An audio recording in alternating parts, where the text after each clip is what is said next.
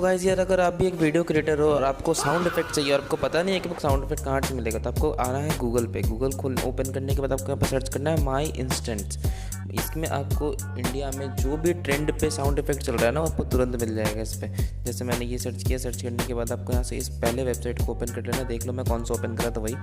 यहाँ देख लो आपको सारे के सारे ट्रेंडिंग जितने सारे वॉइस चल रहे हैं ना अभी मीम्स पे, सब आपको यहाँ मिल जाएगा। किसी यूट्यूब में किसी लिंक के चक्कर में, किसी टेलीग्राम के चक्कर में नहीं पड़ना। और ऐसे ही अगर इन्फॉर्मेटिव वीडियो चाहिए तो मेरे चैनल को सब्सक्राइब कर लो और मुझे थोड़ा सपोर्ट करो यार। वीडियो अच्छी लगे तो वीडियो को लाइक कर लेना एक।